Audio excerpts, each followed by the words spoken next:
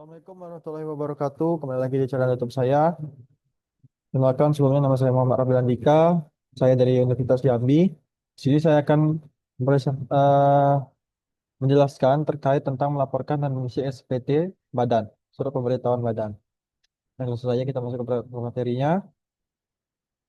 Definisi dari SPT badan itu adalah yaitu adalah surat pemberitahuan tahunan untuk melaporkan pajak terutang, objek pajak serta posisi harta dan kewajiban sesuai ketentuan perpajakan yang berlaku. Jadi ini sebuah surat pemberitahuan tahunan. Lalu yang mendasari hukumnya yaitu ada Peraturan Dirjen Pajak Nomor 21 2009, 2009. Lalu ada Undang-Undang KUP Nomor 28 2007 dan Peraturan Menteri Keuangan Nomor 243 2014. Nah, ini ketentuan mengisi SPT badan.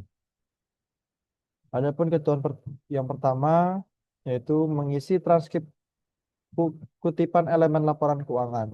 Kolom yang harus diisi dalam transkrip kutipan elemen-elemen laporan keuangan. Yang kedua, itu harus melampirkan khusus yang harus diisi dalam laporan surat pemberitahuan pajak.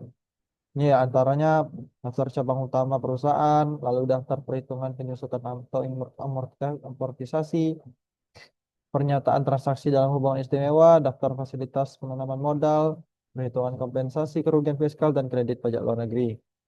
Lalu yang ketiga itu mengisi lampiran dari ada formulir-formulir lampiran utama. Ini ada 6 formulir, mulai dari formulir 11771.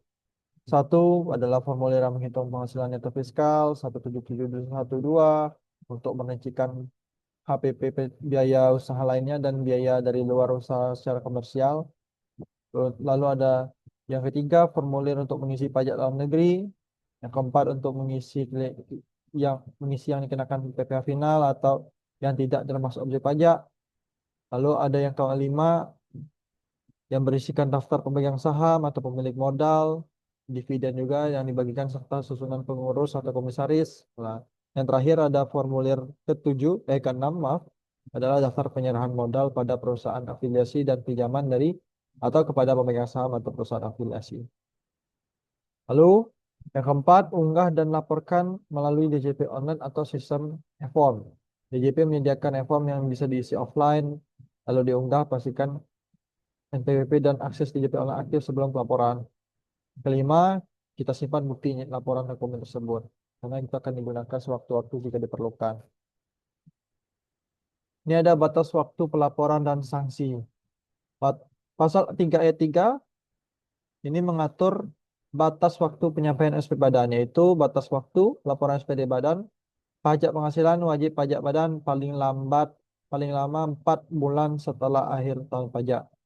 Jadi itu adalah batas waktunya. Dan ini sanksinya, denda keterlambatan itu 1 juta, diatur dalam pasal 7 ayat 1 Undang-Undang KUP. Denda pembetulan SPT ada kenaikan 50% dari jumlah pajak yang dikurang bayar. Itu jika dia ada pembetulan ya. Jadi kenakan kenaikan 50% dari jumlah pajak yang belum dibayar atau kurang bayar.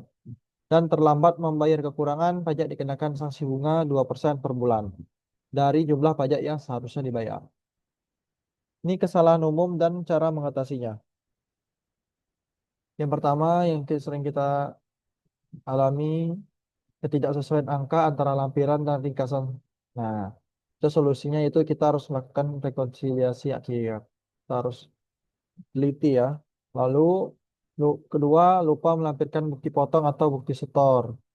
Solusinya kita harus siapkan checklist dokumen biar tidak kelewatan ya, tidak lupa. Tiga, melaporkan lewat saluran yang salah atau melewati batas waktu. Nah, solusinya itu harus menggunakan DJP online, e-form dan catat tanggal tenggat perlaporannya. Yang terakhir, perhitungan koreksi fiskal keliru. Solusinya kita harus mengkonsultasikan dengan konsultan pajak bila perlu. Kesimpulannya, singkatnya, pelaporan SPT tahunan badan ini adalah kewajiban penting yang harus dilakukan secara tepat waktu, akurat, dan sesuai ketentuan perpajakan. Proses ini tidak hanya mencerminkan kepatuhan hukum, tetapi juga mendukung transparansi fiskal dan tata kelola perusahaan yang baik. Dengan memahami prosedur, dasar hukum, maaf, dasar hukum serta potensial sanksi administratif dan bunga atas keterlambatan atau kekurangan bayar, badan usaha dapat menghindari risiko dan berkontribusi positif terhadap penerimaan negara. Baik, itu saja penjelasan singkat saya mengenai SPT Badan. Terima kasih sudah menonton. Saya akhiri. Wassalamualaikum warahmatullahi wabarakatuh.